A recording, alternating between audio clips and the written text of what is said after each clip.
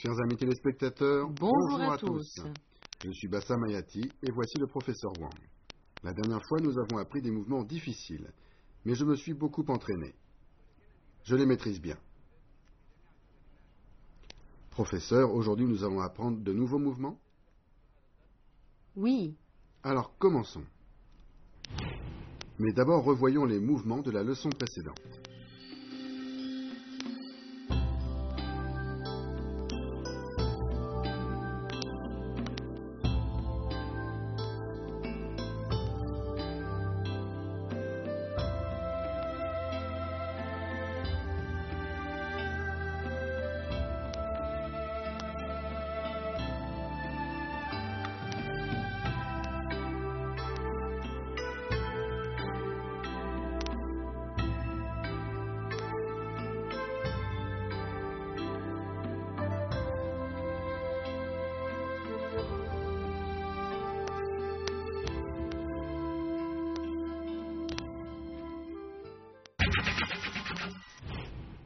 Voici maintenant les mouvements que nous allons voir aujourd'hui.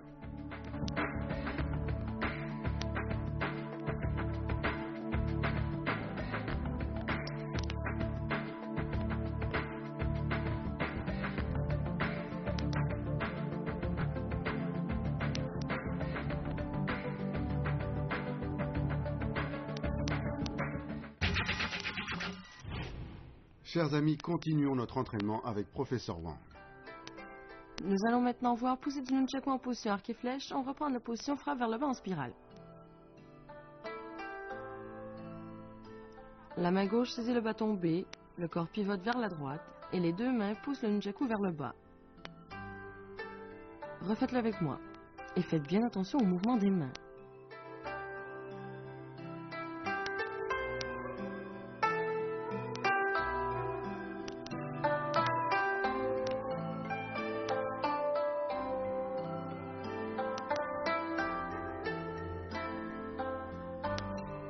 On continue avec le nunchaku dans le dos en position du petit T. On reprend de la poussée du nunchaku en position arc et flèche, en position. La main gauche brille vers l'intérieur, ce qui fait faire un tour au nunchaku de l'intérieur vers l'extérieur. On ramène le pied gauche en position du petit T. Le nunchaku est placé derrière l'épaule droite. Les yeux regardent devant. Bien, faites-le avec moi. Faites attention aux mains.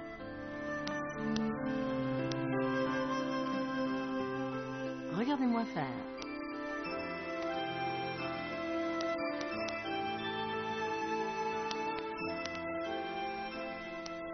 On continue avec Suchin, porte son épée dans le dos. On reprend du nunchaku dans le dos en position du petit T. En position. La main gauche saisit le bâton B.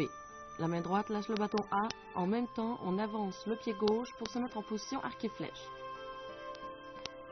La main gauche fouette vers le haut avec le bâton B en position de saisie sous l'aisselle.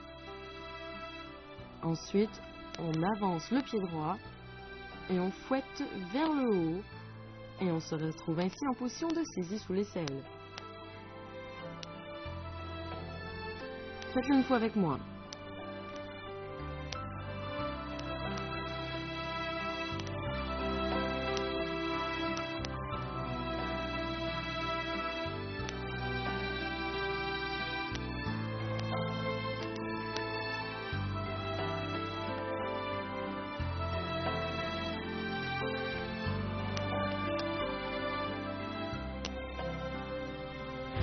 Pour la poussée du nunchaku en position arc et flèche, la main gauche saisit le bâton, on se met en position arc et flèche et on pousse des deux mains vers le bas en biais. Pour le nunchaku dans le dos en position du petit T, on ramène le pied gauche vers l'avant en position du petit T et alors qu'on tient le nunchaku à deux mains, la main droite pivote vers l'intérieur pour se placer derrière l'épaule droite. Pour Suchin porte son épée dans le dos, le pied gauche s'avance en position arc et flèche. En même temps, la main gauche saisit le bâton B sous l'aisselle et fouette vers le haut jusque derrière l'épaule gauche. La main droite se place sous l'aisselle gauche. Les mouvements doivent être rapides, précis et symétriques.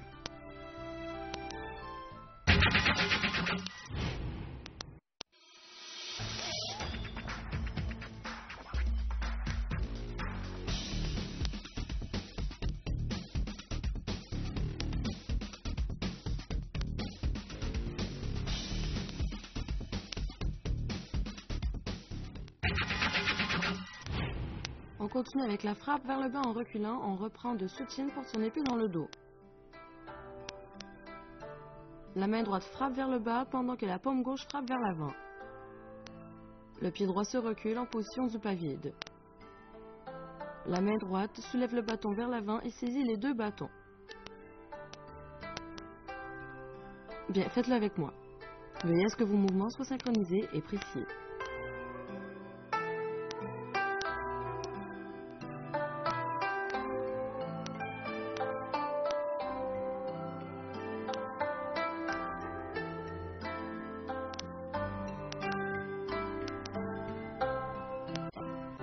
On continue avec pression gauche-droite. On reprend la position frappe vers le bas en reculant.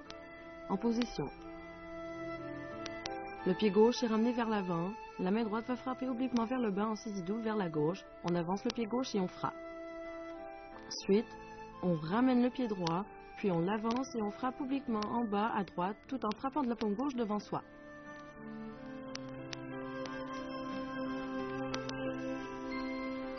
Faites-le une fois avec moi en faisant attention au mouvement des mains.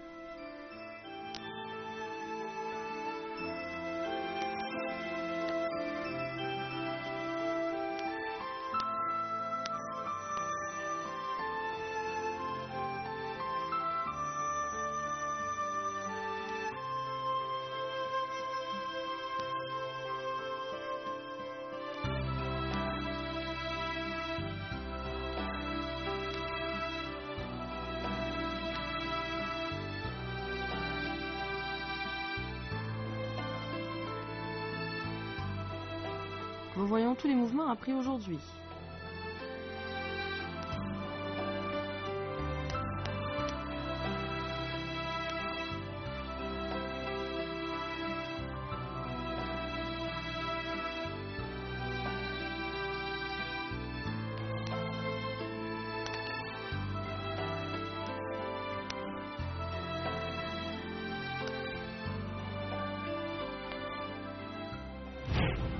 Pour la frappe vers le bas en reculant, le pied droit se recule pour prendre la position du pas vide. Au moment où le corps recule, le bras droit frappe vers le bas avec force et vitesse. Pour pression gauche-droite, la main droite récupère le bas tombé en double saisie droite. Ensuite, en position arc et flèche, on vient frapper à gauche puis à droite. La force vient des hanches et est amenée jusqu'à la base des bâtons, le point d'impact. Nous allons maintenant poser quelques questions au professeur.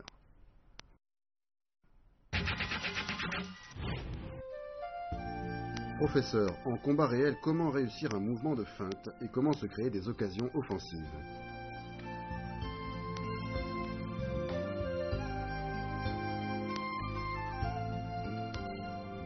Une feinte est faite pour troubler l'adversaire afin de le faire réagir à tes mouvements de main, de pied, de corps et d'yeux ou qu'il commette une erreur. Les feintes doivent être manifestes, précises, rapides, changeantes et qu'elles créent une ouverture. Ensuite, en fonction du contexte et des réactions adverses, il faut savoir s'adapter immédiatement.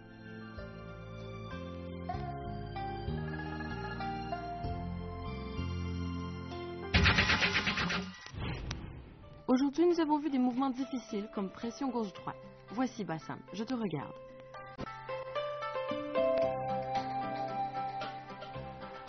D'accord, pas mal.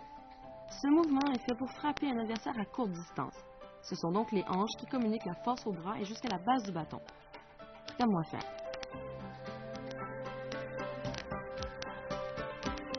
Vas-y à toi maintenant.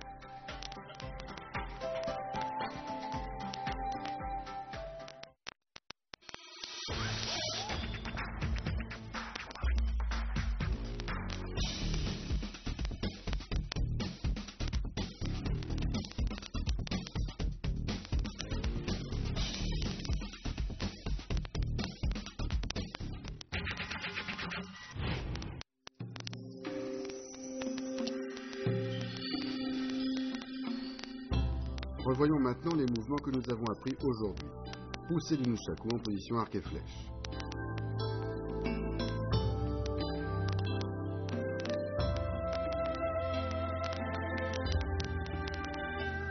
Le nunchaku dans le dos en position du petit T.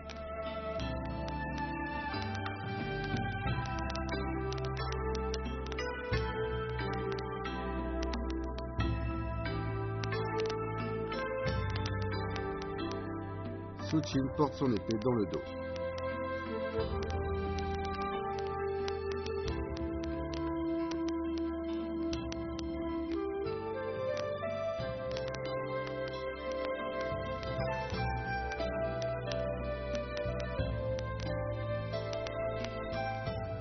Frappe vers le bas en reculant.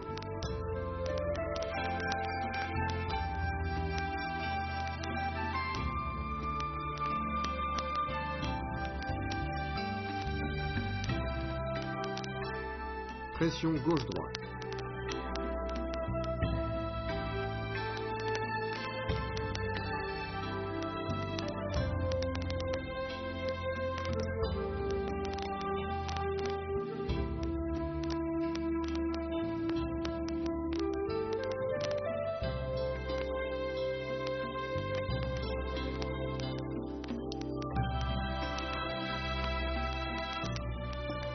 Et voici maintenant tous les mouvements d'aujourd'hui enchaînés.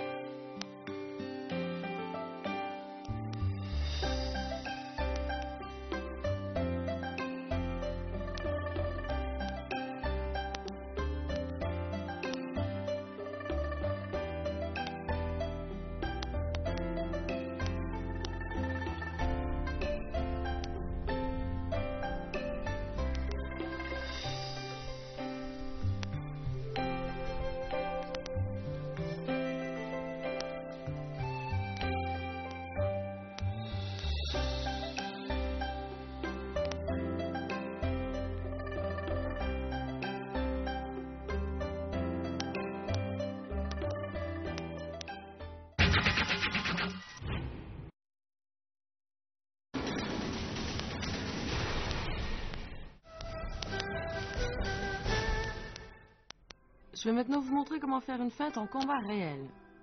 Une feinte sert à casser le rythme de l'adversaire. C'est par la surprise que l'on se crée la victoire. Je vais vous montrer.